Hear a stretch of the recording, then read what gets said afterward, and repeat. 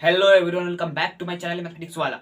आज हम लोग जो मेरा सेशन चल रहा है ये इसमें जो मैं exercise second SC Verma sir के बुक का जो लेसन नंबर सेकेंड उसका मैं क्वेश्चन करा रहा हूँ। आज वो छठा क्वेश्चन होने जा रहा है। ठीक है, 5 क्वेश्चन मैं करा चुका हूँ, वो नहीं देखे तो वो देख ले। ठीक है, तो उससे कंसेप्ट आपका बिल्ड हो जाएगा, तो इस क्वेश्चन को करने में आसानी होगा। ठीक है, चलिए। तो उस वो वीडियो नहीं देखे तो उसका लिंक मैं डिस्क्रिप्शन में दे दूंगा, वहां से जाकर आप लोग देख सकते हैं। ठीक है, चलिए तो हम लोग स्टार्ट करते हैं। यहाँ पर क्या दिया गया है, two vector have magnitude 3 unit and 4 unit respectively. ठीक है, दो वेक्टर है, एक का मैग्नीट्यूड है 3 यूनिट। लेट, सबसे पहले लेट मान लेंगे क्या, एक वेक्टर ए है, इसका यूनिट कितना है बोले तो मैग्नीट्यूड कितना है 3 यूनिट। और मान लेंगे एक वेक्टर बी है, इसका मैग्नीट्यूड कितना है तो 4 यूनिट। ठीक है, इन दोनों के बीच का एंगल थीटा हम लोगों को पता नहीं है। ठीक है, what should be the angle between them if the magnitude of the resultant is 157। जब जब इन दोनों के सम का मैग्नीट्यूड, मतलब बोले तो इन दोनों के सम का मैग्नीट्यूड 1 यूनिट हो तो ये थीटा का वैल्यू कितना होगा। जब इन दोनों के सम का मैग्नीट्यूड 5 यूनिट हो तो ये थीटा का वैल्यू कितना होगा। जब इन दोनों के सम का मैग्नीट्यूड 7 यूनिट हो तो ये थीटा का वैल्यू कितना होगा।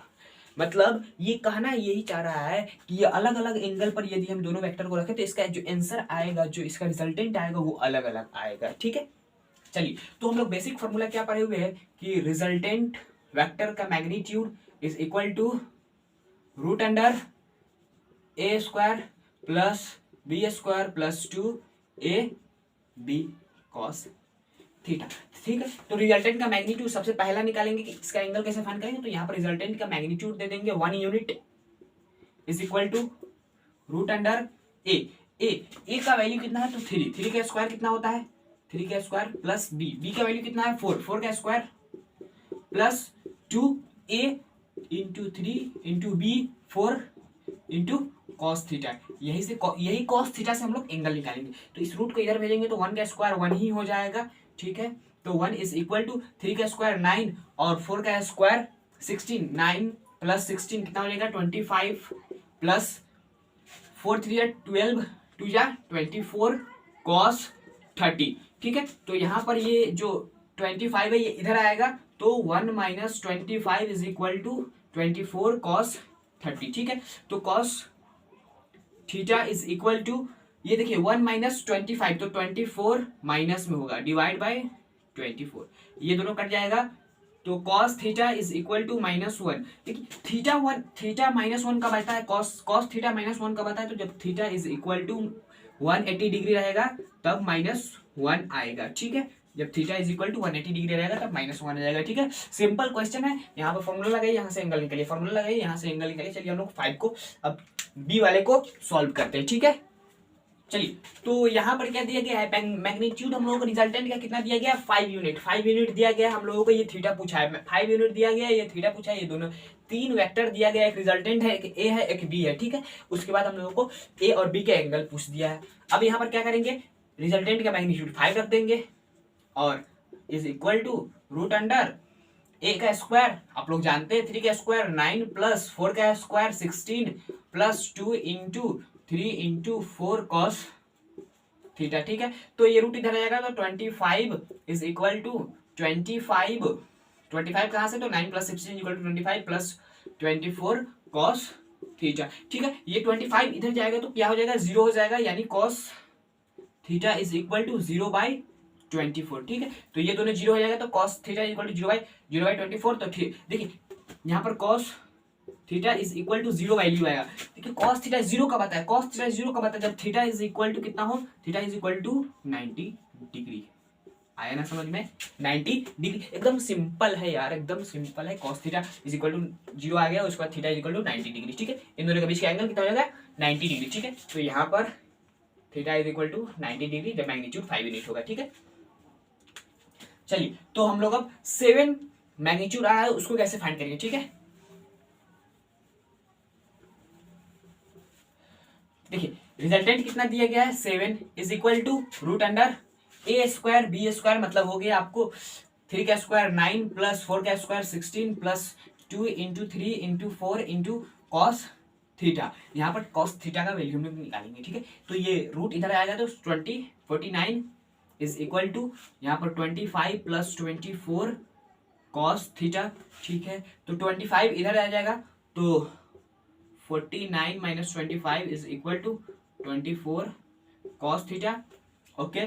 तो cos theta is equal to 29 minus 25 divide by 24 is equal to, यहाँ पर देखिए अब क्या होगा 29 माइनस 25 कितना हो जाएगा, तो 24 डिवाइड बाई 24 कट गया और 1 आ गया। देखिए cos थीटा 1 कब आता है, cos थीटा 1 कब आता है, जब theta is equal to 0 degree हो। आए ना समझ में, एकदम सिंपल है, एकदम सिंपल। ये फॉर्मूला लगाइए आंसर निकालिए, फॉर्मूला लगाइए आंसर निकालिए, ठीक है। अब इसका कॉन्सेप्ट मैं बता देता हूँ यहाँ से, theta is equal to 0 degree. देखिए अब बात यही है कि किसी दो वेक्टर के बीच का, मैं यदि वेक्टर का वीडियो नहीं देखे तो वो जाके देख ली, उसका लिंक मैं डिस्क्रिप्शन में दे दूंगा, ठीक है। चलिए बात यही है कि यदि दो वेक्टर के बीच का एंगल 180 डिग्री है तो बड़े वाले मैग्नीट्यूड वाले में से छोटे वाले मैग्नीट्यूड को माइनस कर दीजिए, ठीक है। और दो वेक्टर परपेंडिकुलर है, दो वेक्टर क्या है, परपेंडिकुलर। तो मैं आप लोगों को बता चुका हूं, दो वेक्टर यदि परपेंडिकुलर हो तो क्या करना है, रूट अंडर ए का स्क्वायर प्लस बी का स्क्वायर, रिजल्टेंट आ जाएगा। मैग्नीट्यूड का बोल रहा हूँ, ठीक है, कुछ और चीज का नहीं करते, ठीक है। तो मैग्नीट्यूड का ये 90 डिग्री का बात है, ठीक है। और एक बात क्या है कि यहाँ पर जब theta is equal to 0 degree बोले तो एक वेक्टर ए और एक वेक्टर बी, ए बी, इन दोनों के बीच का एंगल कितना, 0 डिग्री। तो दोनों को जोड़ दीजिए, ए प्लस बी वेक्टर का magnitude is equal to resultant vector आ जाएगा, ठीक है। रिजल्टेंट वेक्टर का मैग्नीट्यूड आएगा, रिजल्टेंट वेक्टर नहीं आएगा, ठीक है। तो बोला डायरेक्शन यही होगा, दोनों में से कोनो को उठाकर रख दीजिए, वही डायरेक्शन रहेगा क्योंकि पैरेलल वेक्टर रहेगा। देखिए एंटी पैरेलल रहेगा तो बड़े वाले मैग्नीट्यूड वाले में से छोटे वाले मैग्नीट्यूड को माइनस कर देना है, ठीक है। और पैरेलल रहेगा तो दोनों को जोड़ देना है, और 90 डिग्री का रहेगा तो root under a square plus b square कर दीजिएगा, हो जाएगा। सिंपल है। चलिए सेकंड क्वेश्चन, इसका मतलब 7th क्वेश्चन को करने चलते, ठीक है। चलिए तो हम लोग 7th क्वेश्चन को करते, ठीक है। 7th में क्या दिया गया है, spy report about a suspected car read as flow, मतलब एक जो गुप्तचर जिसको हम लोग क्या बोलते हैं, खबरी, जिसको खबरी बोलते हैं, ठीक है। वहां पर वो बता रहा है कि एक कार जो शक के दायरे में जो कार था वो इस तरह चल रहा है, द कार मूव। देखिए पहले बताया कि वो कार मूव किया है 2 किलोमीटर टुवर्ड ईस्ट। ईस्ट का मतलब बोले तो ये यहां से ईस्ट, वेस्ट, नॉर्थ, साउथ, ठीक, ईस्ट वेस्ट नॉर्थ साउथ, ठीक। 2 किलोमीटर ईस्ट की तरफ गया, 2 किलोमीटर ईस्ट की तरफ, यानी यहां से 2 किलोमीटर ईस्ट की तरफ गया। इसको हम लोग एक्स एक्सिस भी बोलते हैं, इसको वाई एक्सिस भी बोल देते हैं, ठीक। फिर made a perpendicular left turn लिया, इधर जा रहे थे लेफ्ट की तरफ, परपेंडिकुलर टर्न लिया मतलब नॉर्थ की तरफ घूम गए, ठीक है। फिर करा, उसके बाद लेफ्ट टर्न लेने के बाद 0.5 किलोमीटर चला, तो बोले तो नॉर्थ की तरफ 0.5 किलोमीटर चला। फिर करा है मेड अ परपेंडिकुलर, देखिए फिर उसके बाद इतना चलने के बाद फिर एक बार परपेंडिकुलर राइट टर्न लिया, इधर जा रहा था राइट टर्न, राइट ये है तो इधर टर्न लिया, मतलब फिर ईस्ट की तरफ ही घूम गया। फिर उसके बाद कितना चला, 4 किलोमीटर चला, ठीक है। तो बोले तो इधर ही 4 किलोमीटर चला। फिर उसके बाद स्टॉप, रुक गया। Find the displacement of the car, उस कार का डिस्प्लेसमेंट निकालना है। तो मैंने इस तरह क्यों लिखा, आप लोग इस तरह भी लिख सकते थे, 2 किलोमीटर गया फिर नॉर्थ, फिर इस तरह, मतलब इस तरह हो सकता था। जैसे कि बोले तो इस तरह 2 किलोमीटर फिर 0.5 फिर 4 किलोमीटर, बोले तो यहाँ से यहाँ तक का दूरी निकाल सकते। लेकिन मैं इस तरह क्यों लिखा, आप लोगों को एक ट्रिक बोले तो कितना कोई जानते होंगे और कितना कोई नहीं जानते होंगे, ठीक है, समझाने के लिए कैसे इसको करना है, ठीक है। चलिए तो आपको मैं इसलिए ये बताया हो कि इसको एक्स एक्सिस भी बोलते भी है, ऐसे भी एक्स एक्सिस और वाई एक्सिस, ठीक है। तो इसको मान लीजिए ए वेक्टर, इस वाले वेक्टर को बी वेक्टर, इसको सी वेक्टर मान लीजिए। हम लोगों को क्या फाइंड करना है, तो A vector plus B vector plus C vector. देखिए जितना भी डिस्टेंस ट्रेवल किया एक डायरेक्शन में उसको वेक्टोरियल फॉर्म में हम लोग जोड़ेंगे, वेक्टर की मदद से यदि जोड़ेंगे तो वो डिस्प्लेसमेंट देता है। क्या देता है? डिस्प्लेसमेंट देता है। ठीक, मतलब A vector B vector C vector को हम लोग वेक्टर की मदद से जोड़ेंगे, वेक्टर की तरीके से जोड़ेंगे तो हम लोग को डिस्प्लेसमेंट मिलेगा, डिस्टेंस नहीं मिलेगा। ठीक, तो देखिए जो 2 किलोमीटर है वो आई कैप में है, एक्स डायरेक्शन में है, तो इसको हम लोग ए वेक्टर को हम लोग किस तरह लिख सकते हैं? बोले तो यहाँ पर A vector is equal to 2 I cap लिख सकते हैं, एक्स डायरेक्शन में है। फिर बी वेक्टर को हम लोग 0.5 जे कैप, क्योंकि पॉजिटिव वाई डायरेक्शन में, पॉजिटिव वाई डायरेक्शन में। ठीक, अब सी वेक्टर को 4 किलोमीटर आई कैप में ही है, 4 किलोमीटर आई कैप में। हम लोगों को क्या निकालना है? A vector B vector plus C vector is equal to, A vector का वैल्यू कितना है?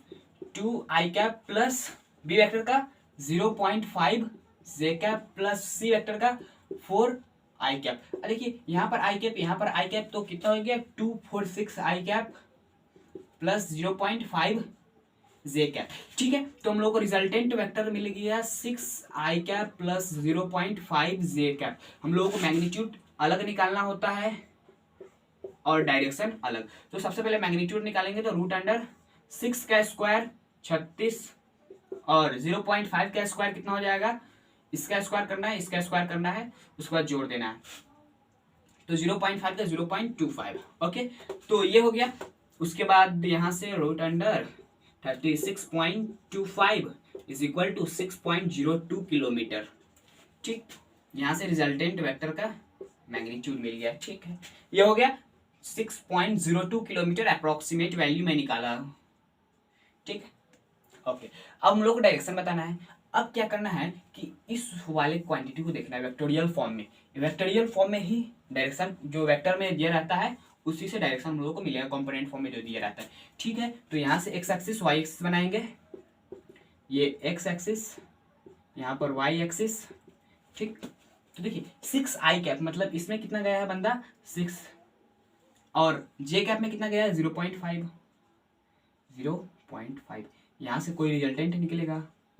ठीक, यहाँ से एंगल थीटा बनाकर निकलेगा, मतलब एक्स एक्सिस से थीटा एंगल बनाकर निकलेगा। तो वेक्टर का हम लोग प्रॉपर्टी पढ़े हुए हैं कि वेक्टर को पैरेलल शिफ्ट कर सकते हैं, तो यहाँ से पैरेलल शिफ्ट कर देंगे 0.5 वाले को, और ये देखिए ये राइट एंगल ट्रायंगल बन जाएगा। तो यहाँ से क्या होगा? ये थीटा हम लोग निकाल सकते हैं, tan theta is equal to perpendicular 0.5 divide by base 6।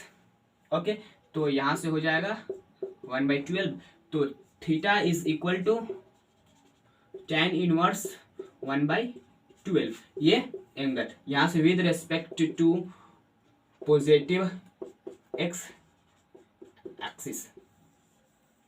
ठीक है, इस तरह डायरेक्शन मतलब किसके रेस्पेक्ट में आप बताया ये एंगल, ये बताना जरूरी होता है, नहीं तो क्वेश्चन में नंबर कम आया था। ठीक है, चलिए।